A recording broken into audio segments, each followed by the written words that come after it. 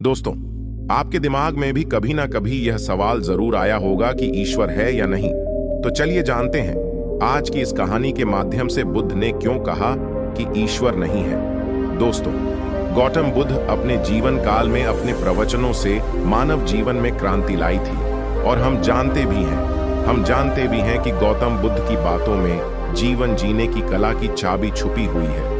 उनके जीवन में घटित हुई घटनाओं से बहुत कुछ सीखने को मिलता है। ऐसे ही एक घटना के बारे में आज मैं आपको बताऊंगा। गौतम बुद्ध के समय में एक सवाल उनसे अक्सर पूछा जाता था कि ईश्वर है या नहीं, और हर बार बुद्ध एक अलग जवाब देते थे। ईश्वर के बारे में पूछा गया यह सवाल आज भी पहेली है और बुद्ध के समय में भी पहेली ही था। लोगों ने यह सवाल कई बार बुद्ध से पूछा, लेकिन बुद्ध कभी भी इसका सही जवाब नहीं दिए। एक बार की बात है, एक ज्ञानी पंडित गौतम बुद्ध का प्रवचन सुनने आया करता था और वह पंडित उनकी बातों से सहमत भी था।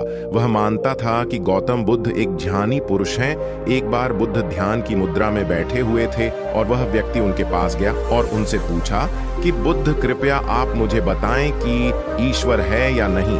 मेरी आपसे प्रार्थना है कि आप मेरे सवाल का मुझे सही जवाब दें। बुद्ध के बारे में यह कहा जाता है कि वह कभी भी किसी भी प्रश्न का सीधा जवाब नहीं देते थे। उनके हर जवाब में रहस्य भरा होता था। ज्ञानी पंडित ने कहा कि मुझे ईश्वर के बारे में आपसे जानना है, ईश्वर है या नहीं। बुद्ध उसकी बात सुनकर मुस्कुराए और फिर पंडित से बोले, ठीक है। गौतम बुद्ध ने कहा कि मैं तुम्हारे सवाल का जवाब जरूर दूंगा, लेकिन उससे पहले मेरे कुछ प्रश्नों का जवाब आप मुझे दे दो।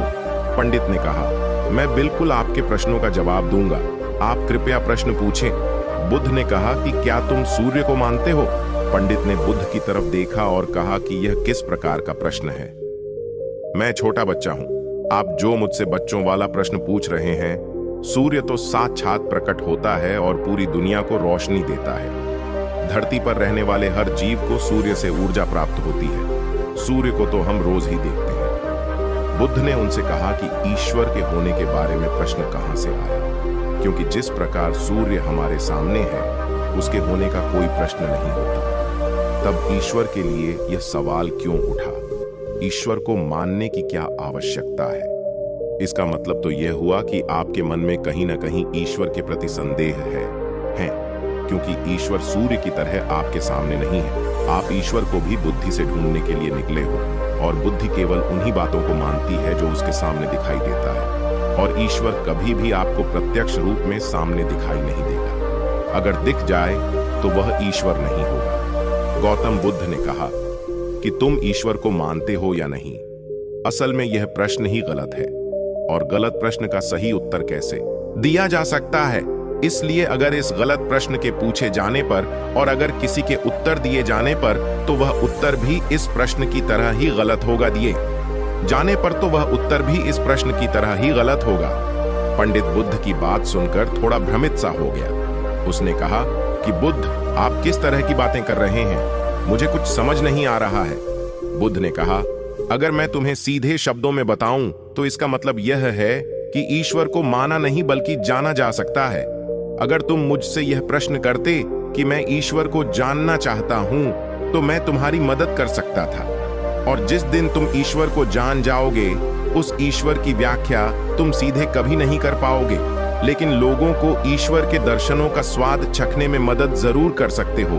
तुम कभी अपना अनुभव किसी को दे नहीं सकते हो, लेकिन किसी को अनुभव कराने में सहायता जरूर कर सकते हो। दोस्तों, आपने बुद्ध के जीवन की कितनी कहानियां, किस्से सुने होंगे। वहां आपने देखा होगा कि बुद्ध ने कभी भी ईश्वर के बारे में स्पष्ट नहीं कहा, और इसकी वजह से कई बार बुद्ध के ऊपर उंगलियां भी उठी।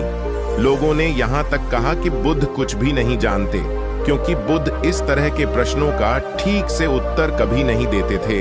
गौतम बुद्ध इस तरह के प्रश्नों से हमेशा बचा करते थे, क्योंकि ईश्वर और आत्मा के संबंध में कोई उत्तर दिया ही नहीं जा सकता है, और अगर कभी देना भी पड़े तो वह उदाहरण के माध्यम से उसे समझाने का प्रयास करते थे, क्योंकि ईश्वर और आत्मा के संबंध में कोई उत्तर दिया ही नहीं जा सकता है। यह संभव ही नहीं है। और मेरा यह मानना है कि बुद्ध को सचमुच ज्ञान प्राप्त हुआ था। वह उस ईश्वर का अनुभव कर चुके थे, और कोई भी व्यक्ति जो इस अनुभव को प्राप्त कर चुका हो, वह कभी भी ईश्वर के बारे में या ज्ञान के बारे में सीधा सीधा कभी नहीं बताता।